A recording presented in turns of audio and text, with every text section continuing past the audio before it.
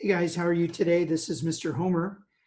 And I was looking at your grammar pages on the direct objects and the complements, and I realized that there's still a lot of people out there that have some confusion on what these things are. So this little video and the assignment that follows is to address that issue. Now, I want to remind you why this is important. We're not learning just grammar just for the sake of knowing grammar. I'm breaking it down to the three most basic components of a sentence so that you can know what a good complete sentence is, so that you can write in good complete sentences in your paragraphs and in your essays. So ultimately, that's the goal of this. So if you break down a sentence to its three most basic core elements, a sentence has a subject. That's who or what the sentence is about. There's a verb, and that expresses the action of the sentence. So you have somebody doing something. And then finally, there's an element that makes it a complete thought. So you have a subject, you have a verb, and it expresses a complete thought. Those are the three basic core elements of a sentence. So direct objects are some of the things that make a sentence a complete thought. And then after that, you did the worksheet on complements.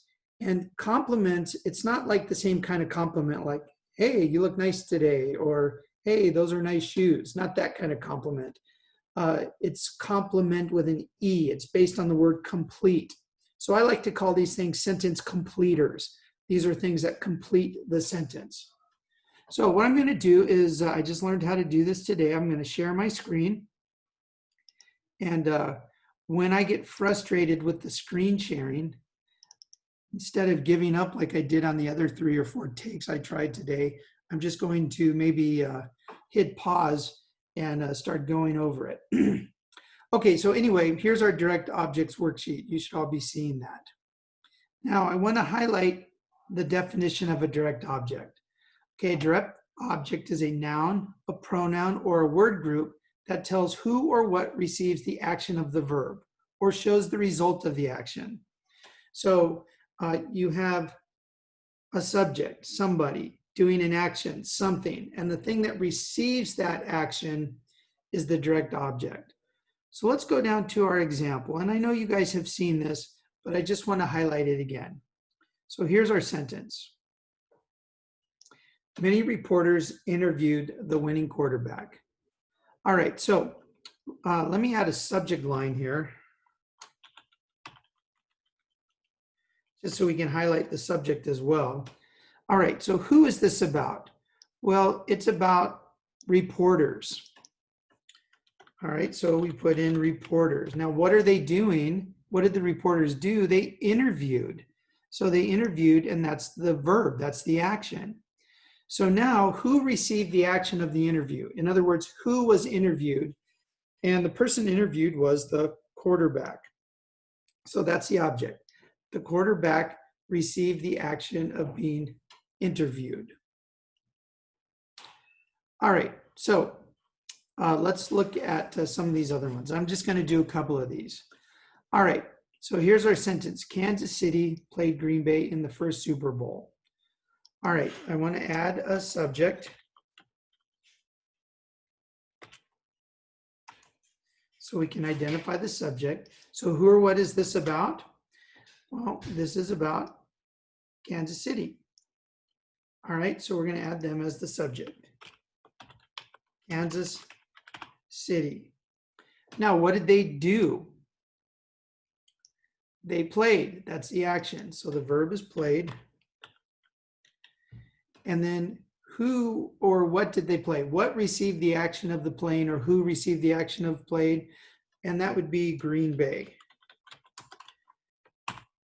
All right, so that would be the Kansas City Chiefs versus the Green Bay Packers. Now, if you break these elements down to the core elements, subject, verb, complete thought, Kansas City played Green Bay. That expresses a complete idea. All right, let me find a more difficult one. Let me just go to the next one. All right, let's add the subject line.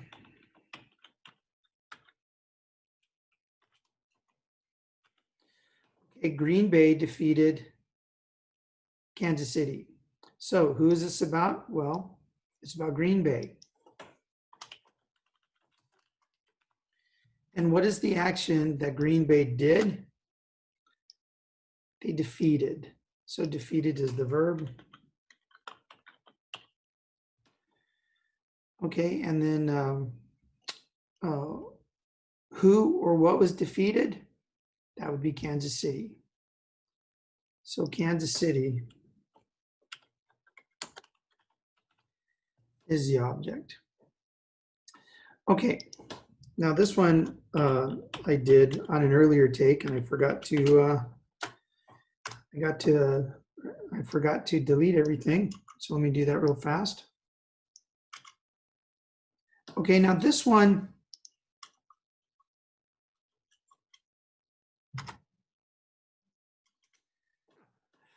a little more complex. So if you look at the full sentence, you have before the Super Bowl became an annual event, the two best teams from the National Football League played a championship game. Now, what makes this complicated is all this before the main clause of the sentence. So this part that I highlighted here, this is called an this is called a dependent clause. If you look at this just all by itself, it does not express a complete thought.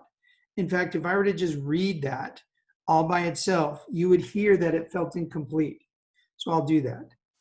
Before the Super Bowl became an annual event, and you're kind of waiting for like, okay, what happened? So that means it's an independent clause. The subject of the full sentence can never be in the independent clause. Okay, all these things have to be in the independent clause or the main clause. So here's the main clause or the independent clause. Independent just means it can stand all by itself as a sentence.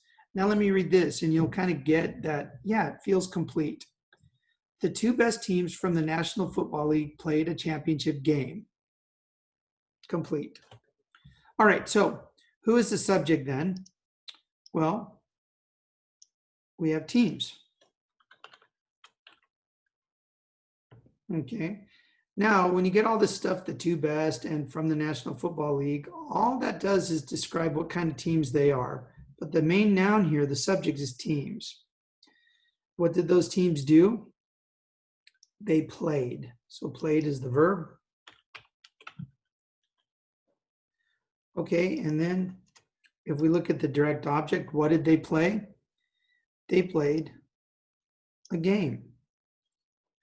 Now, I know some of you might be wanting to put championship game because they kind of go together, but championship really just describes what kind of game it is that they played. And therefore, championship here is an adjective. It describes the noun. And the noun, the direct object, is game.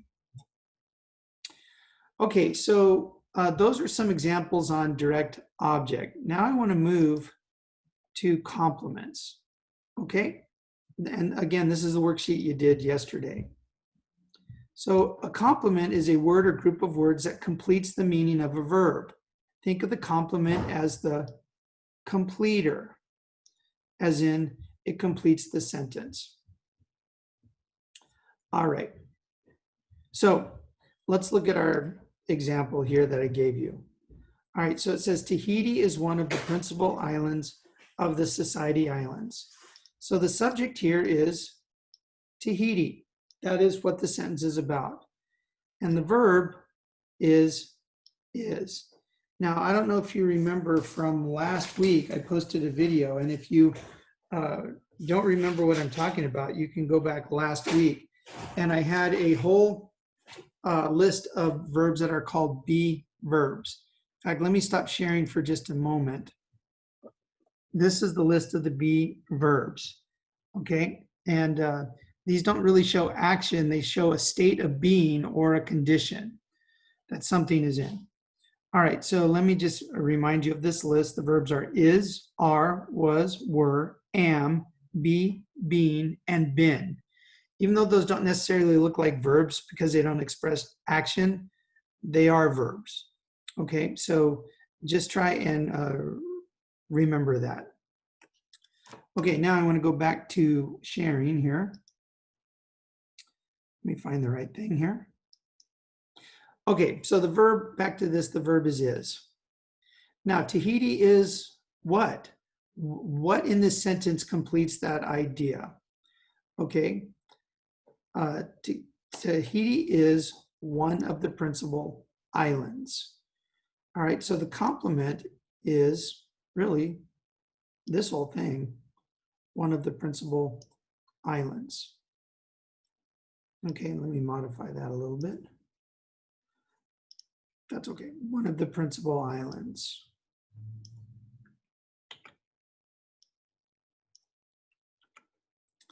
Okay, so let's move on to the next one.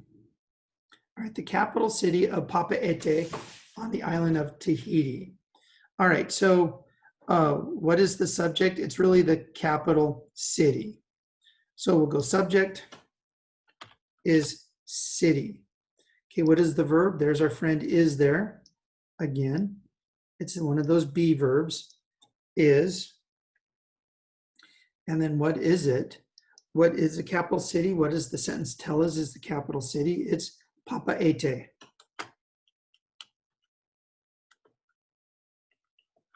It's kind of a fun word to say, right? Papeete. Okay, so Papeete completes the idea. All right, that's why it's called a complement or a completer. All right, let me go to another one. All right, let's just go number 3. Okay, Papeete appears gracious and colorful. Okay, what is the subject? Papeete. That's what the subject is about. Okay, now appears. And then what are the ideas that complete this sentence? Well, we have kind of a compound here. Both of these are adjectives. Adjectives complete the idea as well. And so the complement is gracious and colorful. You don't want to just do one of those because it says it's both. All right, so that's how you find the sentence completers, direct objects and complements. So guys, what I have for you tomorrow is basically a new worksheet. And it's not different. It just takes some of the examples from the first 2 we did because I want you to practice it one more time. Now, I know some of you may have gotten this fairly well. Nobody's getting 100% on this. And a lot of you guys are still struggling with some of the basic elements like subject and verb. So it's really important that you, number 1, finish this video, watch the video, and then go back and do the worksheet. Okay, guys. I hope that you are all doing well. If there's anything that I can help you with, don't forget, you can always email me, shomer@dosd.net, and I will get back to you. All right, so you guys have a good afternoon.